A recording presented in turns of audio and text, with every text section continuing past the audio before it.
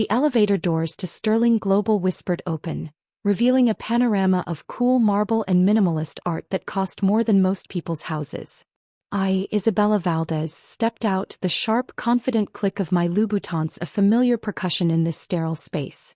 In my hand was a bento box from Sakura, Julian's favorite. A peace offering, or perhaps just a reminder that I existed outside the spreadsheets and stock quotes that consumed his life. I didn't get 10 steps before she materialized, a vision of calculated innocence behind the vast empty reception desk. Blonde hair pulled into a ruthlessly perfect chignon, a smile that didn't touch her eyes. "Ma'am," she chirped, her voice like nails on a chalkboard disguised as a wind chime. "Who are you here to see? Do you have an appointment?" I stopped dead. My eyes swept over the open plan office. A dozen heads were bent over monitors, but I felt the weight of their attention, saw the subtle shift of shoulders, the poorly hidden smirks. Not a single one of them, people whose bonuses I'd personally approved, whose promotions I'd advocated for, spoke up. The silence was a betrayal. I looked down at myself. I was wearing the Aria gown, Sterling Global's piece de resistance for the upcoming fall collection. It wasn't just a dress, it was a statement. A one-of-a-kind prototype. Every person in this department had seen the sketches, the fabric swatches, the press releases being drafted. For his head secretary not to recognize me wasn't an oversight. It was a declaration of war. "I'm here to see Julian," I said, my voice dangerously calm. "I'm afraid Mr. Sterling is in a very important strategy meeting. His schedule is completely blocked today. If you'd like to leave a message, I can ensure he gets it." Her tone was saccharine, dripping with faux helpfulness. The amusement I'd felt curdled into something cold and sharp. This little girl, this Chloe, thought she could play me in my own house. Without another glance in her direction, I pulled my phone from my purse. I didn't look up the number. I knew it by heart. "Charles," I said into the receiver, my voice cutting through the dead air of the office. "It's Isabella Valdez. Fire Chloe Evans from the secretarial pool. Effective immediately." The collective intake of breath was almost comical. The smirks vanished. Chloe's perfectly practiced smile dissolved, her eyes instantly glistening with theatrical tears. She let out a tiny wounded gasp and fled toward the sanctuary of Julian's office. The door flew open before she could reach it. Julian Sterling stood there, a portrait of exasperated arrogance. "Isabella, for God's sake, what is the meaning of this?" he demanded, his voice echoing in the now silent room. "She was doing her job. Chloe doesn't even know you. She used the wrong title. Must you be so relentlessly harsh?" A cold, mirthless laugh escaped me. I gestured to my dress, the exquisite, impossible-to-ignore creation I was wearing. "Look at me, Julian. I am wearing this company's unreleased signature design. The only one of its kind on the planet. And your head secretary failed to recognize the fiancée of the CEO and the daughter of your largest investor. She is either profoundly incompetent or willfully ignorant. Neither is a trait I find acceptable in that position." Julian's gaze flickered from me to Chloe, who had reappeared behind him like a lost puppy, her eyes red-rimmed and pleading. "I'm so sorry, Miss Valdez," she whimpered, her voice trembling with a masterful performance. "It was entirely my fault. Please don't fire me. I really need this job." I didn't answer her. I simply walked over to the sleek Italian leather couch in the waiting area and sat, crossing my legs. I kept my eyes on her. The apology was a lie. Every word of it. Her body was angled toward Julian, her gaze full of a pathetic, worshipful adoration. But when her eyes flicked back to me just for a split second, I saw it. A faint, unmistakable challenge. A glint of victory, as if she'd already won a prize I hadn't even known was up for grabs. Julian frowned, his irritation mounting. "She's new, Isabella. She doesn't know the ropes yet. Why must you quibble over every little thing?" He turned to Chloe, his voice softening in a way that made my skin crawl. "You can go now. Isabella won't blame you." Chloe nodded, a quick, jerky motion, and turned to leave. As she pulled the heavy oak door shut behind her, she did it. She shot me a look. A quick, vicious flash of pure, unadulterated triumph. The mask was off.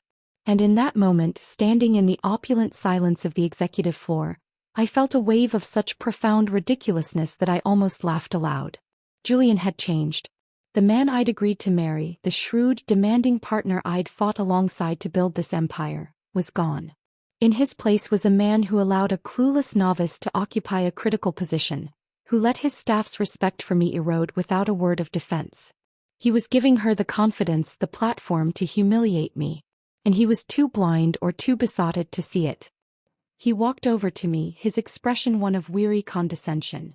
Seeing you said nothing, he patted the back of my hand. Your temper's really up lately. Over something this small you threatened to fire people. Isabella, order some afternoon tea later for the office. Something nice from Petit Four. Comfort Chloe. The girl's scared to death. Hearing that, I laughed. I actually laughed from the sheer, unadulterated anger of it. The audacity was breathtaking. Sure enough, I said, my voice low and venomous. A man who plays favorites is truly loathsome. I stood up. I closed the distance between us in 2 swift, deliberate steps. I saw the confusion in his eyes, then the dawning alarm. I opened the elegant Sakura bento box. Without a single ounce of hesitation, I appended it over his perfectly styled, arrogantly handsome head. Globs of teriyaki-glazed salmon, sticky rice, and delicately pickled vegetables slid down his face, onto his brioni suit, onto the pristine white marble floor. He stood there, frozen in shock, a piece of seaweed clinging to his eyebrow. Then I reached for the one thing on his desk that wasn't a screen or a document. A heavy, crystal nameplate, Julian Sterling CO. I hefted its satisfying weight and struck him hard on the shoulder with it. He screamed, a high-pitched, undignified sound of pure pain and shock. He lifted his head, rice falling from his hair, his expression a hilarious canvas of disbelief and rage. Isabella Valdez, are you insane? He roared, his voice cracking. I reached into my purse, pulled out a linen handkerchief, and calmly wiped the splatter of soy sauce from my hands. I must be insane to have let you ride on my family's coattails and throw your weight around in a building my money helped build. Julian Sterling, go play with your little girl. I'm done. After all, I'm the older one. We've got a generation gap. Good night. I turned and slammed the office door so hard the glass inset rattled in its frame. Outside, Chloe was hovering, having clearly waited to witness the fallout. She took in the sight of me and scathed and seething and let out a small, involuntary scream. When her eyes met my icy, murderous stare, all the color drained from her face. She was so frightened she couldn't even form a word. I lifted my chin, straightened the cuffs of my aria gown and strode past her. The click of my heels was a death knell. I didn't take the elevator. I took the stairs, needing the physical exertion, needing to burn the fury out of my blood. I got into my car, the engine purring to life, and drove straight to my father's estate. I found him in his oak-paneled study, the scent of cigar smoke and old money hanging in the air. I didn't mince words. I want you to dissolve the engagement. Immediately. He looked up from his ledger, his eyes narrowing. Then, as if I were a misbehaving child, he stood, swung his arm and slapped me across the face. The sound was like a gunshot in the quiet room. Isabella Valdez, what madness is this? He thundered. You are already engaged. The announcements have been sent. The contracts are being drawn. If you back out now, why would the Sterling family ever agree? And our 2 families are too entangled. You can't just say it's over and be done with it. I touched my stinging cheek, giving a bitter, broken laugh. So, I'm supposed to put up with a rotten cucumber? He's cheating, father. I'm not entirely sure, I admitted, the words tasting like ash. But given his personality, even if it isn't physical yet, it's emotional. More importantly, he's shielding that little secretary. He's letting her humiliate me in front of his entire staff. My father sighed, the sound heavy with dismissal. He sat back down, picking up his pen. Men are all like that, Isabella. It is the way of the world. But as long as you're the one who becomes Mrs. Sterling, that is all that matters. That is the prize. His voice was cold, final. Remember this. This marriage between our 2 families isn't just about you and Julian. It is about legacy. In a few days I'll have him over for dinner and knock some sense into him. This will all blow over. I stood there, my face burning, my heart freezing solid in my chest. I knew in that moment there was no point in saying another word. He was a man from another era. My mother had endured my father's countless indiscretions her whole life, swallowing her pride until it turned to poison in her veins. And now they expected me, their only daughter, to become another beautiful, polished, resentful wife. To smile for the cameras and ignore the stench of betrayal. I couldn't do it. The price was too high. I turned on my heel and walked out, the door to my gilded cage swinging shut behind me. The battle with Julian was one thing. The war with my own family was just beginning. The silence in the wake of my father's slap was more deafening than the strike itself. I stood in his study, the taste of copper and disappointment sharp on my tongue. The rich Persian rug, the shelves of first editions, the portrait of my stern-faced grandfather, it all felt like a museum exhibit titled, The Valdez Legacy, a trap for women. I walked out, my cheek throbbing a rhythm of pure rebellion. The butler, Alfred, stood stiffly by the grand staircase, his face a mask of polite neutrality. "Miss Valdez," he said softly, "Mr. Sterling is here to see you. He is quite insistent." Of course he was. Julian, having wiped the salmon off his face, had come to collect his property. To smooth things over with a few hollow apologies and the expectation that I would fall in line. The arrogance was staggering. "Tell him my father will see him," I said, my voice devoid of emotion. I had no intention of being part of that conversation. Let Julian deal with the patriarch. Let him be reminded where the real power lay. I heard the study door open and my father's gruff, conciliatory tone. "Julian, my boy, come in. Isabella is just overwrought." I didn't wait to hear more. I slipped out a side entrance, the cool night air hitting my heated skin like a balm. My car was waiting. I got in, but I didn't give the driver my home address. Home was just another gilded room in the cage. "Drive," I said. "Just drive." As the city lights blurred past, I replayed the scene in Julian's office. His defense of her. His pat on my hand. His order for me to buy her afternoon tea. The sheer, unmitigated gall of it. A plan began to form in my mind, cold and sharp as a diamond.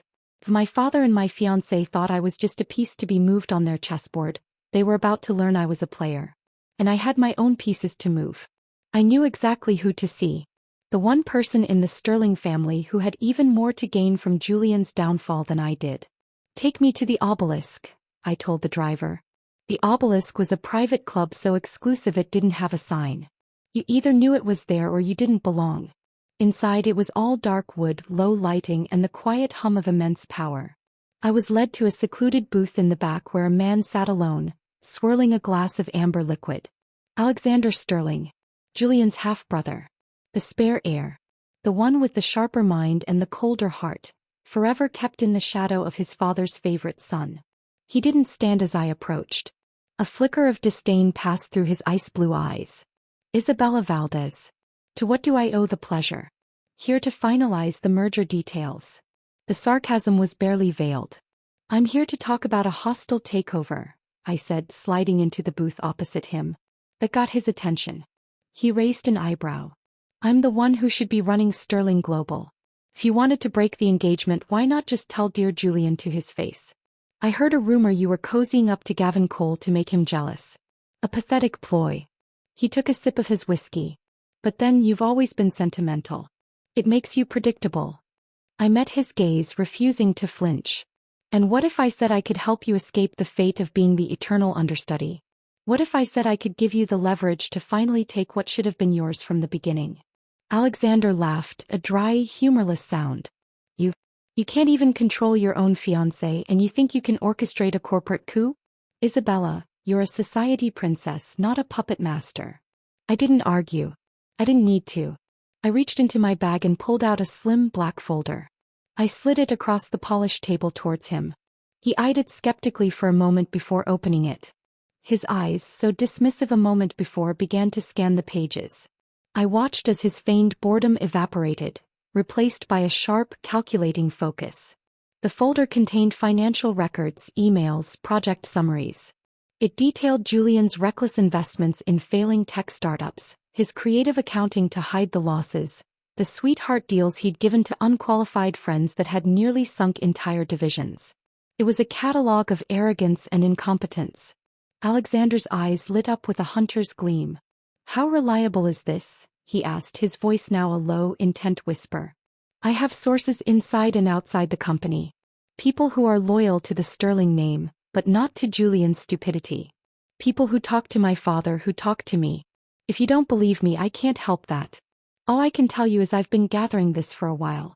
I believed in him once too. I stopped. He was silent for a full minute, staring at the damning evidence. I could almost see the equations and strategies unfolding behind his eyes. Finally, he looked up at me. What do you want? I want out, I said simply. Cleanly and completely. But I won't slink away empty-handed. I want my freedom and I want it to cost him. And in return for this? He asked, tapping the folder. In return you get the company. You get to be the hero who saves Sterling Global from your brother's mismanagement. And when you're CEO, our families continue to do business. My father's company and yours. But the contracts will be with me. I'm starting my own venture. I expect your full support. A slow, genuine smile spread across Alexander's face. It transformed him from cold to dangerously charismatic. Isabella Valdez, he said, raising his glass in a toast. It seems I've underestimated you. Consider me your new partner. We spent the next hour outlining a strategy. It was a thing of brutal, beautiful efficiency.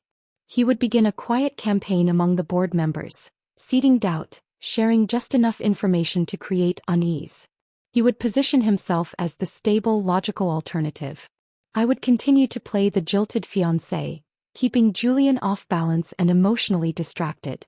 We would be a pincer movement, crushing him between us. When I left the obelisk, it was past 9. The city glittered below, a web of possibilities. I felt a surge of power I hadn't felt in years. I was no longer a victim, I was a general.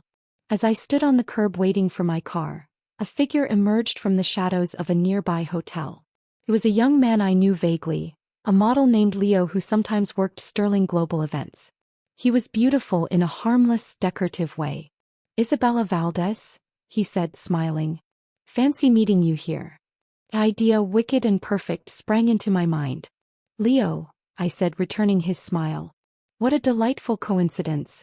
Would you like to get a drink? He offered me his arm with a theatrical flourish. It would be my pleasure. We walked half a block to a trendy rooftop bar. We made small talk. He was charming and vapid, the perfect prop. I let him flirt, I laughed at his jokes, I made sure we were seen. As we were leaving, leaning close to exchange numbers, a furious voice shattered the night. Isabella. You want to break off our engagement because of this? I turned, feigning surprise. Julian stood there, his face mottled with rage. And of course, clinging to his arm like a limpet was Chloe. Her eyes were wide with faux shock. Well, well, sis, she chirped, her voice dripping with fake concern. What's this? The audacity of her calling me sent a fresh wave of fury through me, but I channeled it into icy calm. I narrowed my eyes. The name is Isabella Valdez. You do not have the privilege of calling me sis. Leo, to his credit, played his part perfectly. He snorted, looking Julian up and down with theatrical disdain. And who's this, uncle? Those crow's feet at the corners of your eyes could kill a fly. It's late. You should be home drinking herbal tea, not bothering ladies. Julian's face darkened from red to purple. I gave Leo's shoulder a pat. It's all right. I'll handle this. I'll call you. I made a show of typing his number into my phone, right there in front of my seething fiancé. Then I completely ignored Julian and started walking toward my car. He finally broke, lunging forward to grab my wrist. What the hell is that supposed to mean? He spat. I looked down at his hand on me with utter distaste. As you can see, I said coolly, pulling my arm free. I'm out having fun. Playing the game. Why are you so tense? His expression shifted, the anger momentarily replaced by confusion. He was so narcissistic that the idea of me moving on was genuinely baffling to him. Chloe, seeing his anger waver, quickly jumped in. Still, sis. I said shut your mouth, Chloe, Julian snapped unexpectedly. He was still looking at me, a strange, possessive calculation in his eyes. As my secretary, you don't even have the basic ability to read a situation. The Sterling family has poured everything into propping me up and you're useless trash. If there's ever a business meeting, make sure you don't bring her along to embarrass everyone.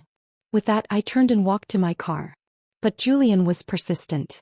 He shoved his keys at his own driver and practically ran after me. I'll take you home. No need. I drove. I'll have my driver bring it back tomorrow. He tried to take my elbow and steer me toward his car. I shook him off. The moment he opened the passenger door of his Aston Martin, I understood why he was so insistent. The seat was plastered with ridiculous, glittery cartoon stickers. A unicorn. A rainbow. A winking emoji. It was Chloe's territory, marked like a dog pissing on a hydrant. I couldn't help it. I let out a loud, incredulous laugh. Julian followed my gaze, saw the stickers, and his face fell. He looked embarrassed. She thought it was funny, he mumbled. I bet she did, I said. I slammed the door shut with a force that rocked the entire car. I took my keys from my driver, got into my own BMW and pulled away. The exhaust from my tailpipe hit him full in the face. But Julian, in his humiliation and rage, decided to chase me. My phone lit up with call after call from him. At a red light, he pulled up beside me, shouting through his closed window. Isabella. Pull over. We need to talk. I stared straight ahead, ignoring him. This was beyond dangerous. It was unhinged. The moment the light turned green, I hit the gas. He stayed on my tail, swerving through traffic. He was pushing his luck, trying to intimidate me. So without a second thought, I hit the hands-free dial on my steering wheel. 911, what is your emergency? Yes, hello, I said, my voice calm and clear as I weaved through traffic. I'd like to report a reckless driver who is aggressively tailgating and harassing me. I gave him his make, model, and license plate number. We're heading north on Broadway. He's a genuine danger to public safety. By the next intersection, 2 police motorcycles had pulled him over. I slowed just enough to see the look on his face through his windshield. A perfect mixture of utter shock and impotent rage. It was pure green. Finally, the world was quiet again. I drove home alone, the ghost of a smile on my lips. The first move had been made. The game was afoot. And for the first time in a long time, I was winning. The silence in my penthouse was a physical relief after the night's chaos. I poured myself a generous measure of Macallan, the amber liquid catching the light from the city sprawling beyond my floor-to-ceiling windows. I replayed the image of Julian's stunned, furious face as the police lights flashed across it. A petty victory, perhaps, but a satisfying one. It was a public declaration that I would not be chased, cornered, or intimidated. As I predicted, the incident didn't stay private. By morning, it was a blurry, thrilling video on social media. Sterling Air in high-speed meltdown. The comments were a feeding frenzy. Rich boy thinks the rules don't apply to him. Who was he chasing? His mistress. His identity was quickly exposed and the story landed on the trending list. The board of Sterling Global, a group of old men who prized decorum above all else, would be apoplectic. My father called, his voice a low growl of disapproval. Isabella. This is unbecoming. A public spectacle. Julian's father is furious. He's ordered the boy to make a public apology. Good, I said, sipping my whiskey. It was 10 a.m. I didn't care. He won't, of course, my father continued, missing my point entirely. He's too proud. He's gone to Alexander, asked him to handle the PR. To make it go away. I almost smiled. Perfect. Alexander would handle it just as we'd discussed. Julian, the golden child, was too proud to apologize, so he sent his brother to clean up his mess. He didn't see the humiliation in that. He only saw it as his due. Alexander called me an hour later, and I could hear the glee in his voice, carefully masked by a tone of professional concern. It's done. I've issued a statement on behalf of the family. I pulled it up on my tablet. It was a masterpiece. It didn't read like a standard PR brush-off. It was a lengthy, detailed, and utterly damning apology. On behalf of the Sterling family and Sterling Global, I, Alexander Sterling, offer my deepest apologies for my brother's reckless actions last night, it began. It went on to detail the dangers of street racing, the respect every citizen owed to traffic laws, and the profound disappointment the family felt. It was a repudiation. It positioned Alexander as the responsible, conscientious one, the adult in the room, while painting Julian as a spoiled, irresponsible child. I called him back. You enjoyed that, didn't you? Immensely, he replied, his voice dry. Ethan is furious, obviously. We had a spectacular argument. Father is trying to play peacemaker, but the damage is done. The board is intrigued. The plan was working. The whisper campaign Alexander had begun was now amplified by a public display of Julian's incompetence and his brother's stability. What surprised me in the middle of all this was a new notification on my phone. A friend request on WeChat. The profile picture was a carefully angled selfie. Chloe Evans pouting at the camera, a sterling global lanyard prominently displayed around her neck. I stared at it, a cold laugh escaping me. The audacity was breathtaking. This little secretary who had been the catalyst for all this was now trying to peek into my life. To gloat? To plead? It didn't matter. I ignored the request. She persisted. Another request came through. And then a message via the request. We need to talk. About Julian. I deleted it. Then another came. Big sis, hurry up and break up with Mr. Sterling. You're a 30-year-old old woman. You don't deserve him. My blood ran cold then hot. The sheer venom. The childish insult. Old woman. In a few years you'll be in menopause. Can you even give him children? Afraid to add me because you're feeling guilty? Don't think you're all that just because you two are engaged. Mr. Sterling bought me a property. He told me as long as I stay obedient by his side, he'll fulfill all my needs. Believe it or not, on your birthday, all it takes is one phone call from me and he'll come running back to me. The messages were a torrent of insecure bravado. She was trying to provoke me to prove her power over him. And in her pathetic, transparent way, she was giving me everything I needed. A plan, cold and precise, formed in my mind. I accepted her friend request. Her response was instantaneous. A flurry of voice messages and photos flooded in. The photos were telling. Blurry shots of Julian asleep in a luxurious bed, his arm thrown over his face. A picture of his hand on her knee in a dimly lit restaurant. A selfie of her wearing his tie. It was all tame juvenile stuff. They hadn't slept together yet. I'd have bet my entire portfolio on it. It was the flirtation of a girl who thought playing house was a real power move. But the pictures were enough. They created a narrative. I saved every single one. I replied with only one sentence, perfectly calculated to inflame her ambition and her insecurity. A marriage alliance between our families can't be delayed. If you have the guts, make Julian break off the engagement. I've already brought it up, but he refused. What now? The typing bubbles appeared. Disappeared. Appeared again. Then nothing. She had no reply to that. Because she knew it was true. Julian would play with her, he might even buy her things, but he would never, ever choose her over the Valdez fortune and name. I had thrown down a gauntlet she was too weak to pick up. But I knew her type. She wouldn't be able to let it go. She would go to Julian, whine, cry, demand proof of his love. She would push him to make a grand, stupid gesture. And Julian, desperate to prove his masculinity to this child after being emasculated by his brother and me, would be uniquely vulnerable to it. Perfect. If it meant destabilizing him further, using Chloe as an unwitting pawn was no problem at all. The trending topic about the traffic stop was quickly suppressed. Just as Alexander had said it would be. The Sterling family PR machine now under his control had spent a fortune burying it. When he called me again, he couldn't wipe the smug grin out of his voice. The old man told Julian to keep a low profile for a while. He even ordered him to apologize to you properly. Rumors he bought you a birthday gift. Lucky you, brat.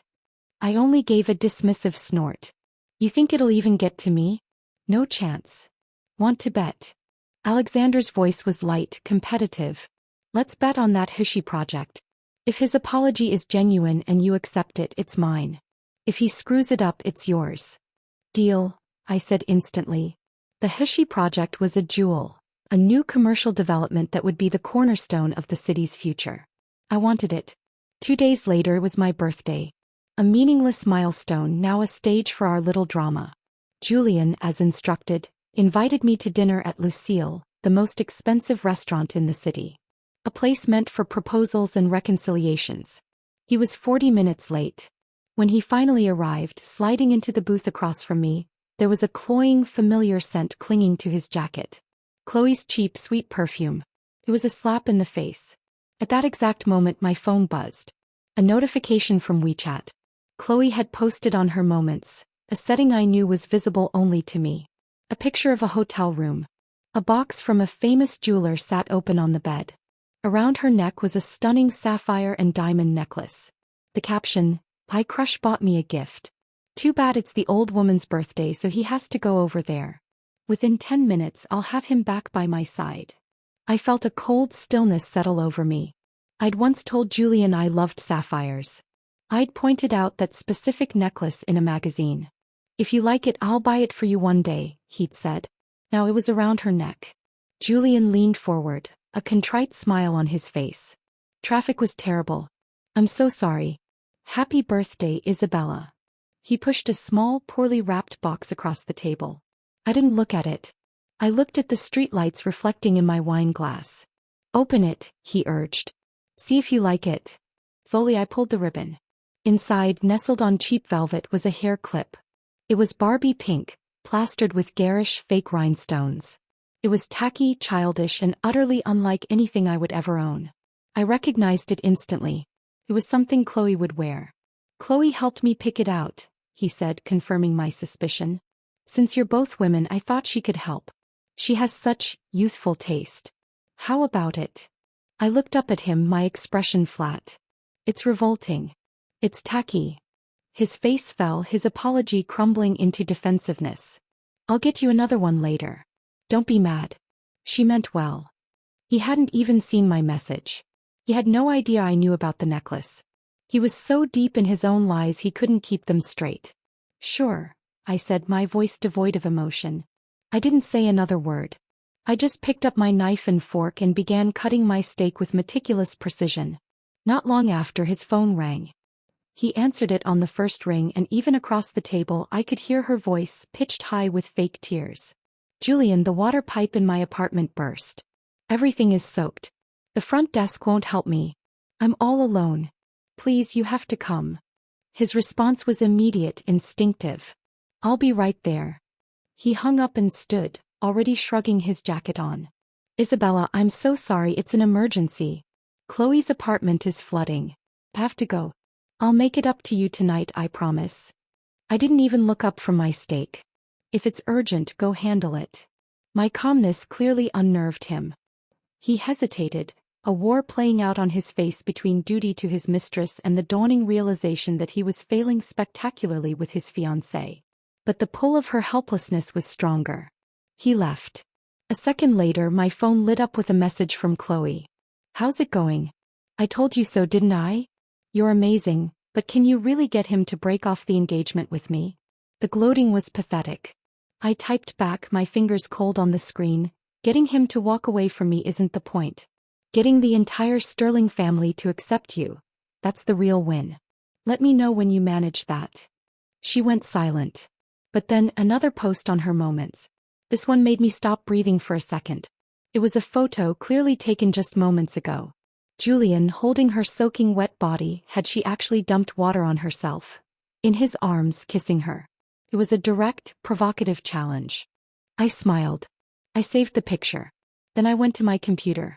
I compiled every single photo she'd sent me, every screenshot of her messages, the photo of the sapphire necklace, the kissing photo. I created a digital dossier of their affair. Then, with a deep breath, I attached it to an email. The subject line was simple. The future of Sterling Global? I didn't send it to Julian. I didn't send it to his father. I sent it to every single member of the Sterling Global Board of Directors. And I CC'd my father. The body of the email was just one line. If the engagement isn't formally called off by the family by tomorrow, this will be on the front page of every newspaper and business journal. Let's see if the company's reputation can stomach that. I hit send. The die was cast. The silence after hitting send was the most profound I had ever experienced. It was the quiet of the throne room after the execution order has been signed. I felt no triumph, no guilt, only a cold, surgical certainty. I had just launched a torpedo directly into the hull of the Sterling family yacht, and I was waiting for the explosion. It didn't take long. My phone rang first. It was Alexander, and he was practically breathless with vindicated joy. Isabella, you magnificent bitch. You should have seen it. The email hit the board like a bomb. The old man's face turned purple.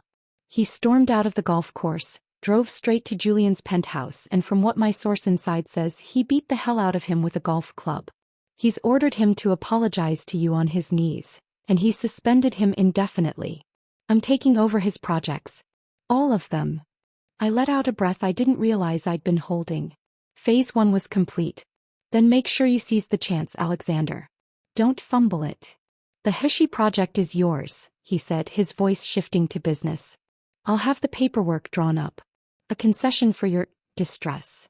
And our ongoing cooperation? I pressed. My new venture. The support we discussed. Of course, he said smoothly. Once the engagement is officially broken, I'll buy you a drink to celebrate the new partnership. We hung up. The next call was from my father. His voice was a low, furious rumble. Isabella. What have you done? What you wouldn't do, I replied calmly. I've protected our family's interests. Julian Sterling is a liability. Now the world knows it.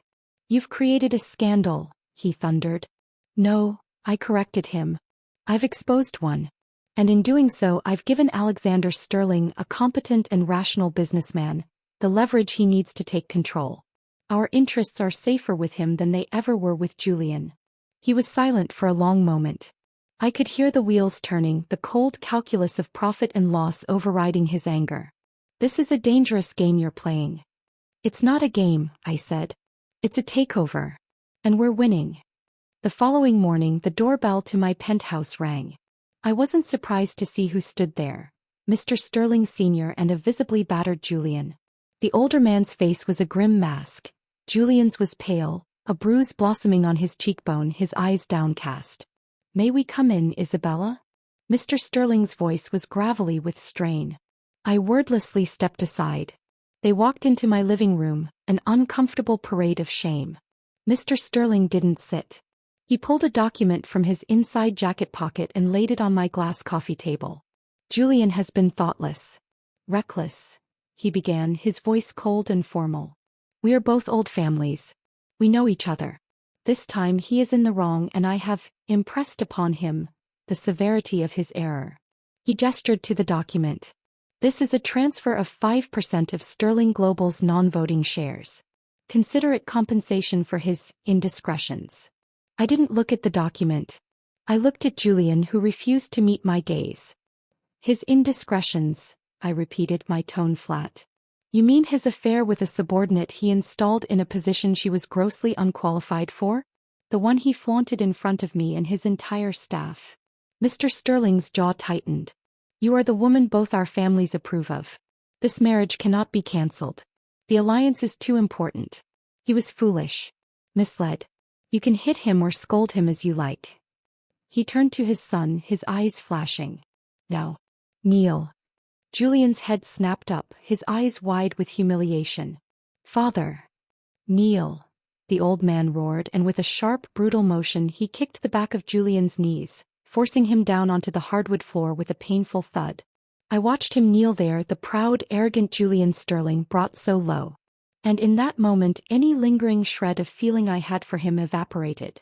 He wasn't a man, he was a puppet controlled by his father's wrath and his own pathetic appetites. Big, small, worn out. The young male model's taunt echoed in my mind. Those crow's feet could kill a fly. He was right. Julian looked hollowed out. Mr. Sterling, I said, my voice even and clear. I want 10%. Voting shares. Not 5. Julian shot to his feet, his humiliation transforming into rage. Isabella. You're being outrageous. We're not even married yet and you're already demanding shares? What if you leave? I finally looked at him, my gaze cool and dismissive. Are you afraid I'd use them to take your place? The question hung in the air and the truth of it shut him up. He was terrified of exactly that. Mr. Sterling Sr. hesitated, his eyes calculating the cost. Put it in the agreement, I added. If I voluntarily leave the company's board within the next 5 years, the shares revert back to the family at a fair market price. I won't take a single cent with me. I just want a seat at the table. I want to ensure that the next time your son decides to embarrass this company and humiliate me, he remembers what it cost him today. That did it. He saw it not as a loss, but as a way to temporarily placate me and keep the alliance intact. He could always take the shares back later, he likely thought. He nodded sharply. Agreed. I walked them to the door, the signed agreement in my hand. I had just acquired a significant stake in my ex-fiancé's company. I had no intention of keeping it. I planned to sell it quietly to Alexander later, giving him the controlling vote he needed and funding my own escape. Let the brothers fight it out. I only cared about the capital. As expected, Chloe soon found out. The news of me getting shares, hush money she would call it, sent her into a frenzy. She requested a meeting. I agreed immediately. I dressed for war, a sharp black Alexander McQueen suit, my hair pulled into a severe knot. She was waiting in a quiet corner of a hotel tea room, her youth and pretty cheap dress looking fragile and out of place. The moment she saw me, her face twisted with resentment. "Feeling proud of yourself, aren't you, Isabella?" she spat, dispensing with any pretense. "Blackmailing your way into his company. If you and I were on the same level, if we stood at the same height, Julian would never give you a second look." I let out a cold, quiet laugh that made her flinch. "Do you have any idea how many pretty 22-year-olds there are in this city? Do you know why the Sterling family chose me?" I leaned forward, tapping a manicured finger on the table between us. "It's because in all of this city, the only family that can elevate the Sterling family further is mine. The Valdez family." "You're pretty sure," I continued, my voice dropping to a merciless whisper. "But youth doesn't last forever. You're younger than him, but your family's assets are a rounding error on our balance sheets. Only Julian and I are evenly matched. That's why they chose their daughter-in-law to be someone who can stand shoulder to shoulder with them, not a little girl who has to be bought with trinkets and promises." I reached out and tilted her chin up, forcing her to look at me. Her eyes were wide with fear and fury. "You're indeed beautiful. And you're young. But aside from that, you have nothing. No name, no fortune, no power. Do you understand me now?" Her face was ashen. I released her and stood up. "Honestly, I wouldn't have bothered saying all this, but you insisted on meeting me. So I've laid it all out for you. I don't care who Julian is to you. What I care about is the benefits I can get from this marriage alliance." "You're treating him like a tool?" she whispered, horrified. I shrugged. "So what? Aren't you treating him like a tool too? Otherwise, why would you cling to him so desperately?" I leaned in close for my final blow. "I may be the old woman you call me, but a 30-year-old woman with money and power is far more desirable than a broke 20-something girl who has to flood her own apartment to get a man's attention." I patted her cheek, my nails digging in just enough to make her gasp.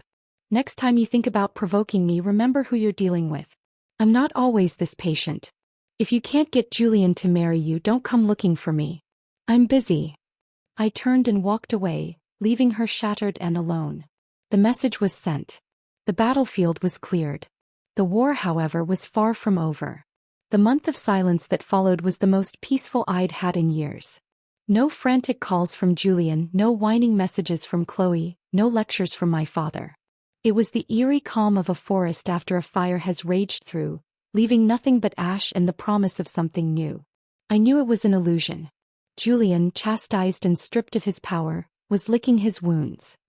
He thought he could freeze me out, that my anger would cool and I would come crawling back, grateful for whatever scraps of attention he deigned to throw my way. He was a fool. I used the time to build.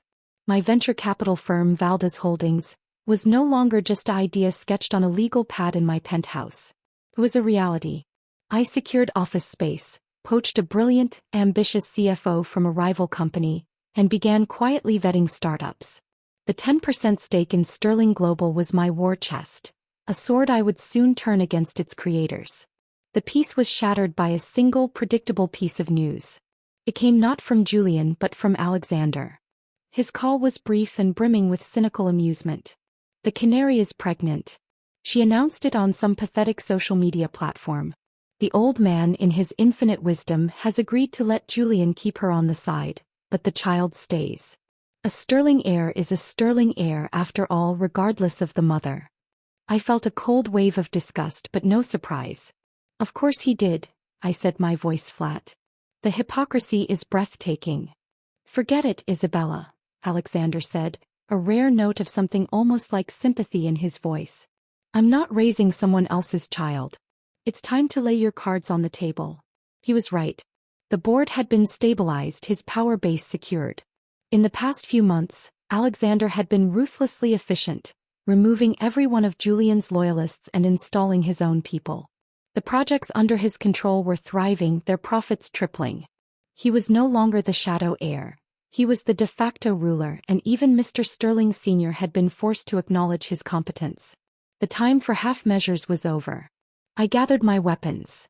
The share certificates, the project contracts for the Hushi development that Alexander had signed over to me, and the detailed business plan for Valdez Holdings. I went to my father's study for the last time. I laid it all out on his vast mahogany desk. I am dissolving the engagement. It is not a request. It is a statement of fact. He looked at the papers, then at me, his expression unreadable. Do you really have to end it? It's just a mistress. A child. Getting rid of her isn't hard. The Valdez family still needs the mutual benefit with the Sterlings. Even with what you've brought me, it's not enough to offset the loss of that alliance. I smiled, a cold, confident thing. I've already been laying the groundwork for my own company, Valdez Holdings.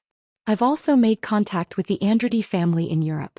They're eager for a new partner on this side of the Atlantic. I let that hang in the air. The Andrades were older, richer, and more powerful than the Sterlings could ever hope to be. My strength matches my ambition, father. I can bring you far more than a marriage alliance ever could. I leaned forward, my hands on his desk. Dad, if I have money and ability, what man couldn't I have? Ending things with Julian won't stop our cooperation with the Sterlings. I still have Alexander. The Hushi project is something we're pushing forward together, and he's already ceded 1% of its future profits to us. That 1% alone can elevate Valdez Industries another tier. Whether Julian is in the picture or not, the results will be the same. So why shouldn't I choose a partner who will never betray me? Why shouldn't I choose power that I control? I saw the moment I won. His eyes, always calculating the bottom line, flickered from the contracts to me. The potential profit from the Andrade deal and the Hushi project far outweighed the nebulous benefits of a marriage to a disgraced, incompetent playboy. He sighed, a sound of capitulation. But remember this. This will have consequences. The only consequences will be increased profitability, I said, gathering my papers. The engagement was dead. The news, delivered by my father's lawyers, hit the Sterling family like a second torpedo. Mr. Sterling Sr. was apoplectic. He hadn't expected us to be the ones to formally pull the plug, especially barely a month after he'd forced Julian to apologize. He arrived at our home with Julian in tow, a last-ditch effort to assert control. We sat in the drawing room, a tense, silent tableau. Without a word, I pulled the final weapon from my folder. The ultrasound report Chloe had so proudly posted online. I slid it across the coffee table towards them. I don't eat food prepared by the mistress's chef, I said, my voice icy. We're not even married yet, and he's already got mistresses and illegitimate children. The Valdez family doesn't stoop this low. And I'm not the merciful type. Who's to say if this situation ended up in my hands, I wouldn't crush it. Whatever plea they'd been about to make died in their throats. My father, playing his part perfectly, said evenly, I can't meddle in the affairs of young people. But the child mustn't be wronged. Julian's mother, who had accompanied them, couldn't keep her composure. We agreed from the start. The cooperation between our families can't stop. Now you're breaking the engagement? What about the projects? The profit distribution? We need to be clear. I smiled pleasantly. Of course, the projects won't stop. Alexander Sterling and I will be permanent partners now.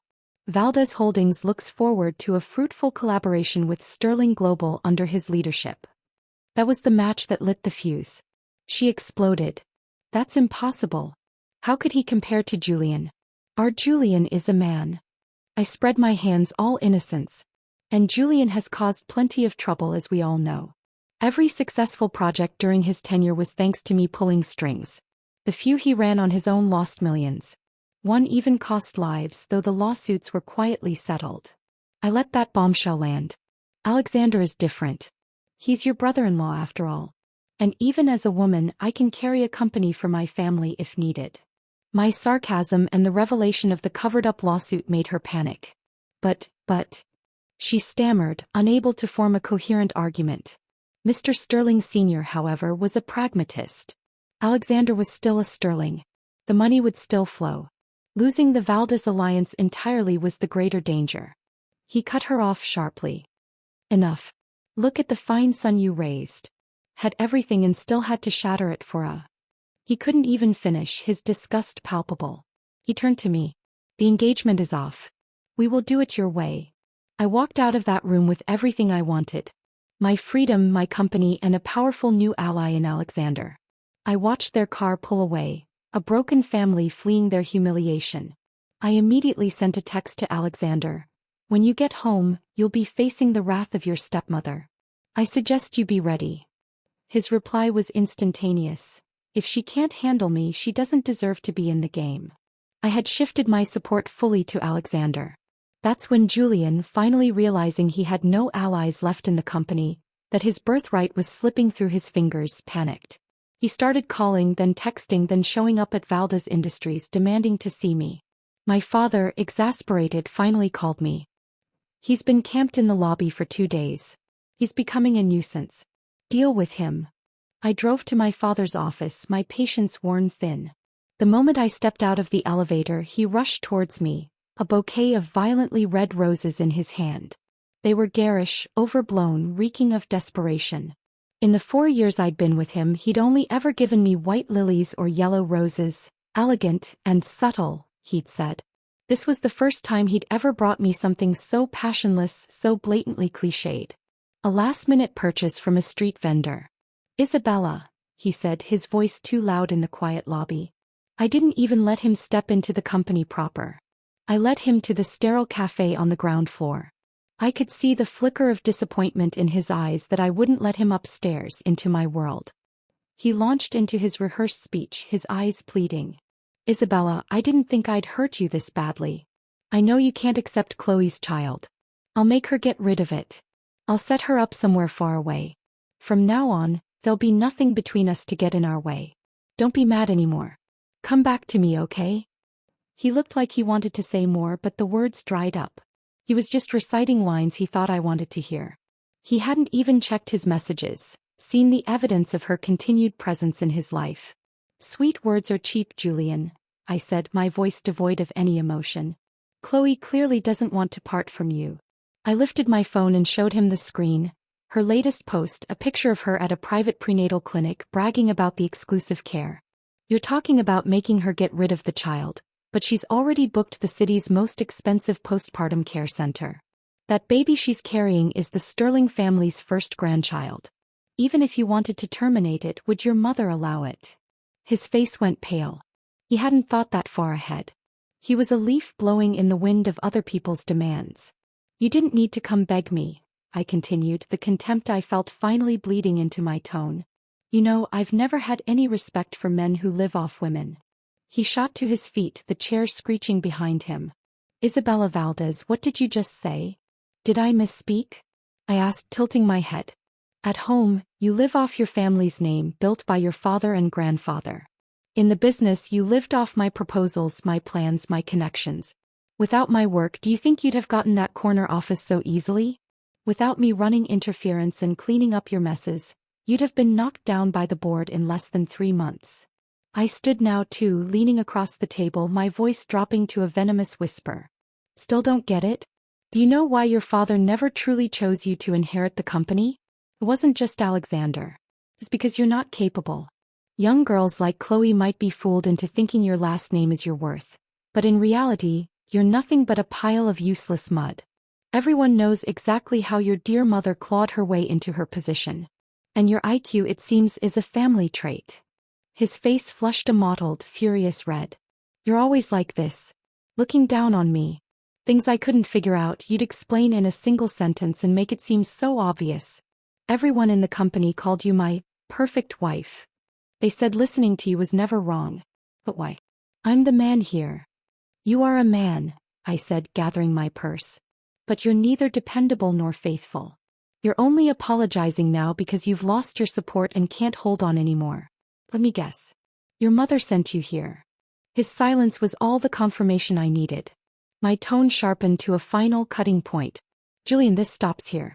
Leave me alone, or I'll make every detail of your sordid little affair and your professional incompetence public. I still have the files. I won't hesitate. He sneered, the last vestige of his arrogance surfacing through the panic. You'll regret this. At your age, you'll end up an old hag no one wants for the rest of your life.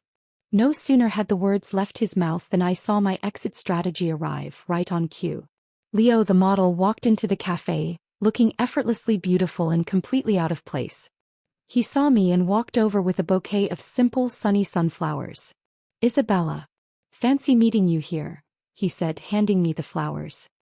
He slipped an arm around my shoulders and looked straight at Julian, whose face was turning a satisfying shade of green. I leaned into Leo's embrace, feeling the solid strength of him. I looked Julian dead in the eye. He's got a great body, better stamina, and far better manners than you could ever dream of. I gave Leo a smile. "Shall we?" I walked out with the young model at my side, leaving Julian Sterling alone and utterly destroyed. Behind me, I heard a roar of pure, impotent frustration. I let out a soft, mocking laugh.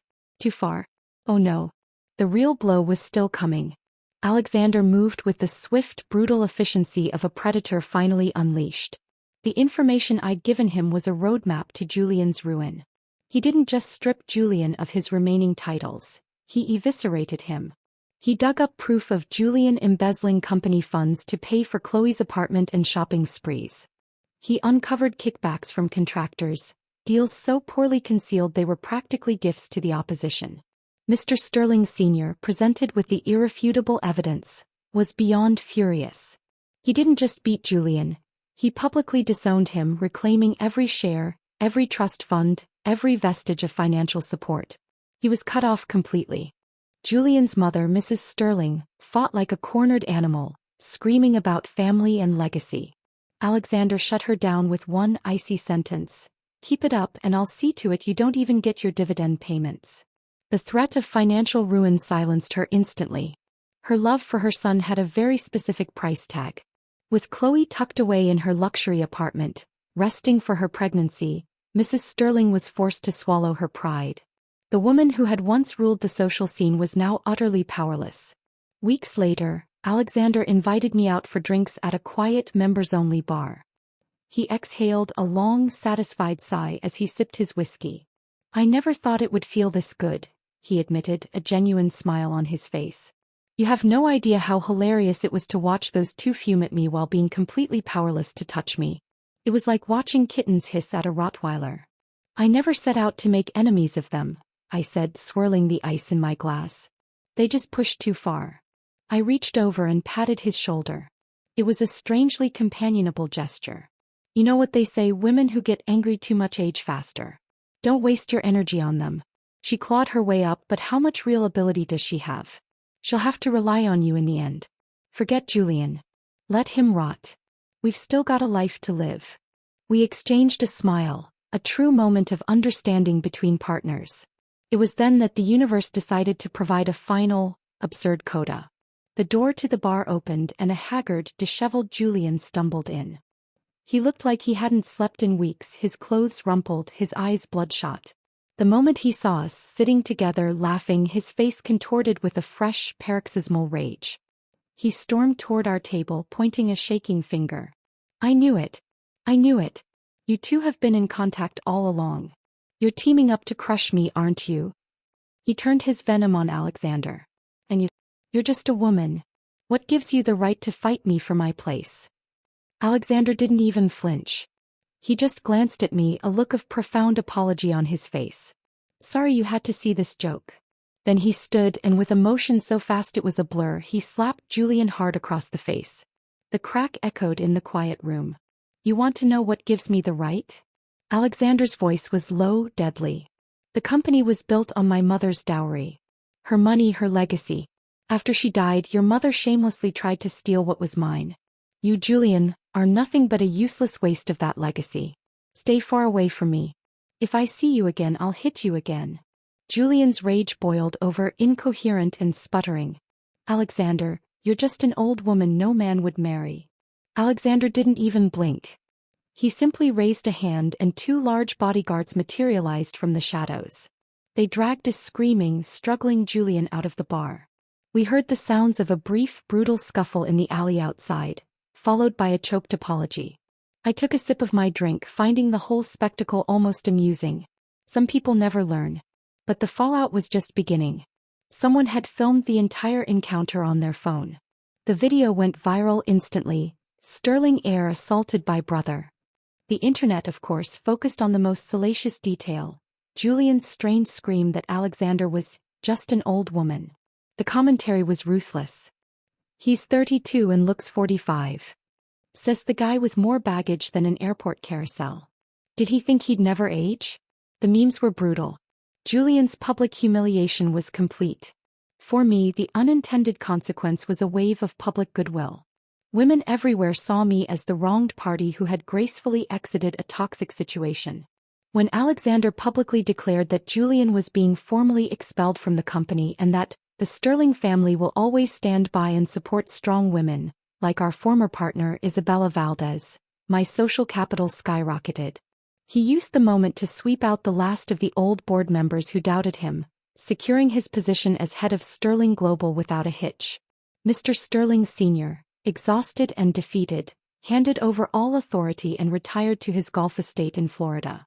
Mrs. Sterling was formally thrown out of the family home, ending up in a cramped midtown apartment with a very pregnant and increasingly unhappy Chloe.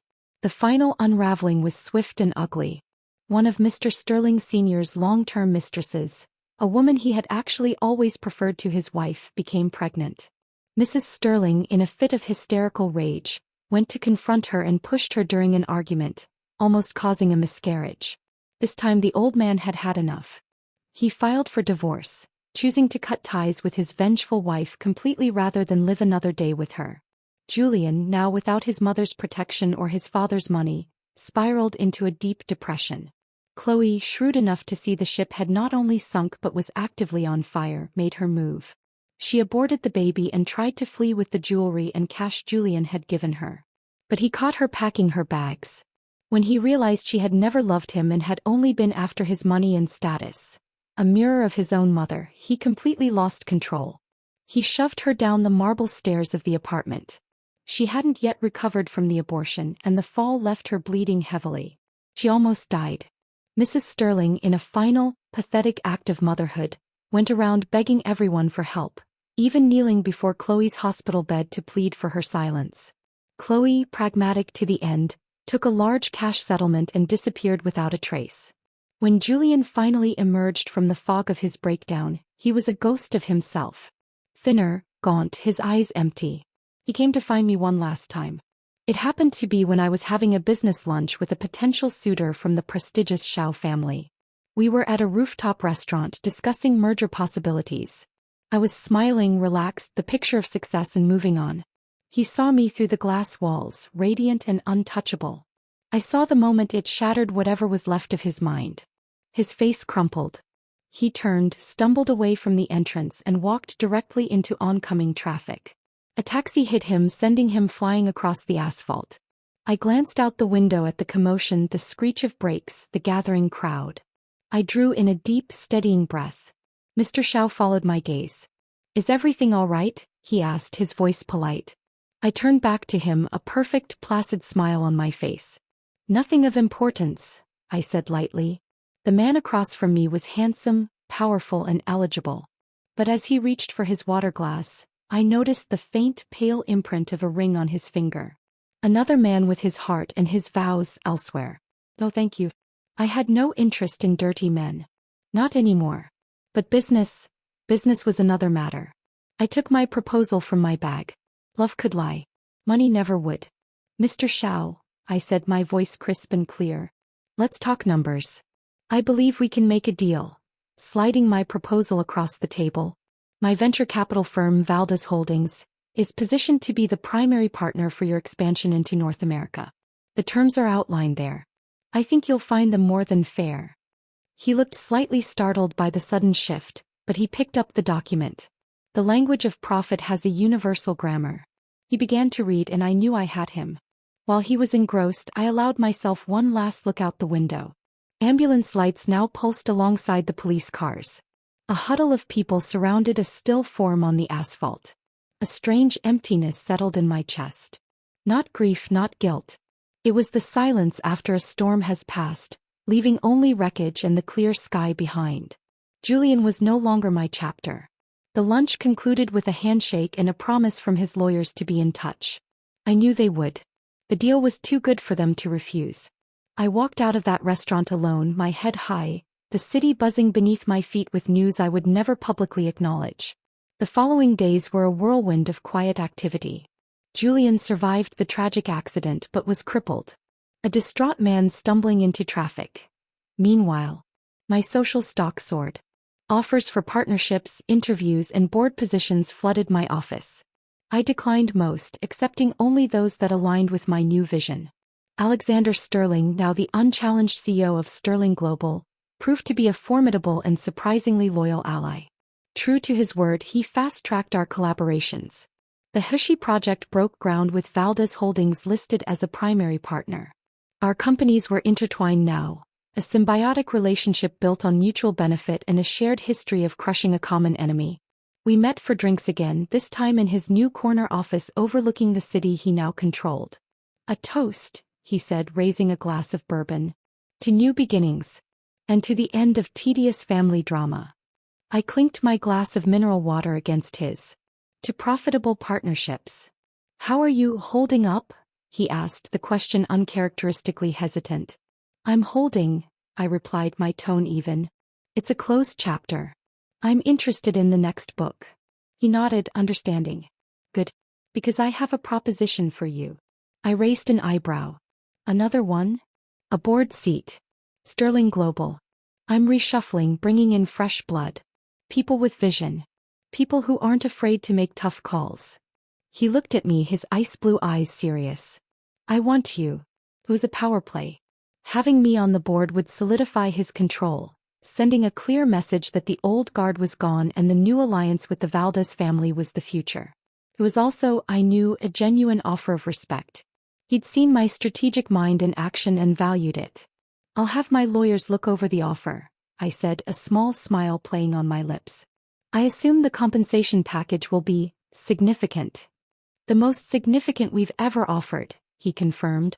We spent the next hour discussing strategy, the conversation falling into an easy, efficient rhythm. It was exhilarating. This was what I had always wanted.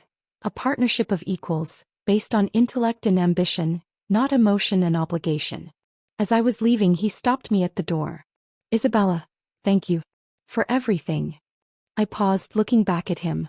The ruthless businessman was gone for a moment, and I saw the shadow of the overlooked younger brother, finally stepping into the light. Don't thank me, Alexander. I didn't do it for you. I did it for me. His lips quirked into a smile. I know. That's why I'm thanking you. The elevator ride down was silent. My life had been reconfigured. The angry, humiliated fiancée was gone. In her place was Isabella Valdez, CEO of Valdez Holdings, board member of Sterling Global, and one of the most powerful emerging players in the city. The victory was sweet, but it was a quiet, private sweetness. There was no one to celebrate with, and I found I preferred it that way. My own company was enough. I found myself standing before a floor-to-ceiling window in my new offices. Valdez Holdings occupied the top floor of a sleek, modern tower, a deliberate choice to be physically and symbolically above the old-world grandeur of my father's building and the Sterling Global headquarters. The space was minimalist, all sharp angles, cool glass, and curated art. It was a reflection of my new mindset, clean, efficient, and uncompromising. My father had taken to calling me Madame Sue, with a mixture of pride and unease. He saw the profits rolling in from my deals with Alexander and the Shao family, but he didn't quite understand the woman I had become. The daughter who needed his approval was gone. I was now a peer and occasionally a competitor. One afternoon he came to my office, a rare visit. He looked around, taking in the stark beauty of the space, so different from his own wood-paneled den. You've done well for yourself, Isabella, he said, his voice gruff. I had a good teacher, I replied, though we both knew it wasn't entirely true. He had taught me about power, but I had taught myself about freedom. Your mother, she worries about you, he said, shifting uncomfortably. She says you're alone too much. I'm not alone, father. I'm busy. I gestured to the cityscape. I'm building something. He sighed. A company is not a life, Isabella. It's my life, I said simply. And it's a life I've chosen. It's a life I've built with my own hands without having to kneel to anyone or swallow my pride. Can you say the same? He had no answer for that. He left soon after, an old man bewildered by the new world his daughter was ruling. The only loose end was Chloe. I'd heard through the gossip mill that she'd used her settlement money to move to another state, trying to reinvent herself. I felt nothing for her. She was a footnote, a minor character in my story who had already written herself out. My life settled into a new rhythm. Long days spent in the office, negotiating deals, mentoring the sharp young team I'd assembled. Evenings were often spent at business dinners or alone in my penthouse, reviewing contracts. I dated occasionally, a handsome architect, a witty journalist, but I kept them at a careful distance. My heart was my own and I intended to keep it that way. One night I found myself at a charity gala, one of the few social events I still attended. I was wearing a stunning black gown, my hair swept up, the Valdez diamonds glittering at my ears and throat. I was no longer Julian Sterling's ex-fiancée.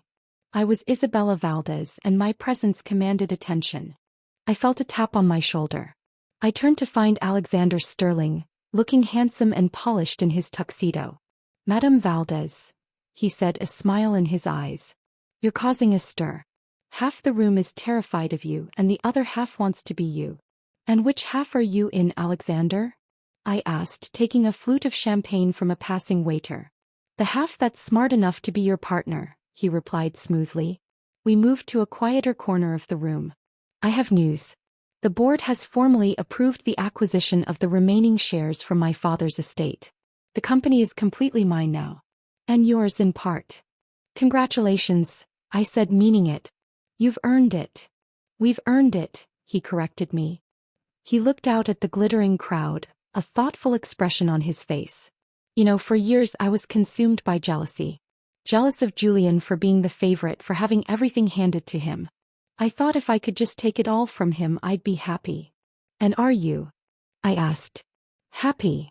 He considered the question. "I'm satisfied. It's a different thing. I have power.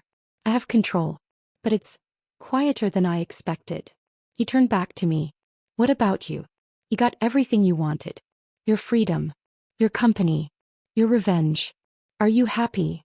I followed his gaze, looking at the faces in the crowd. The hungry social climbers, the bored heirs, the powerful old men with their much younger wives. I saw the same patterns repeating, the same games being played on a different board. "I'm not sure happiness is the point," I said finally. "I'm at peace. I answer to no one. I've built a fortress of my own making. That's better than happiness. It's security." He nodded, understanding perfectly. We were two of a kind, forged in the fires of family ambition and betrayal. "To security then," he said, raising his glass. "To building our own empires," I replied, clinking my glass against his. Later that night, back in my silent penthouse, I stood on the balcony. The city was a tapestry of light below me, a kingdom of possibilities. The past was a closed book, a story of a girl who had believed in love and a prince who had turned out to be a pauper. That girl was gone. The woman who remained had been tempered in betrayal and hardened by victory.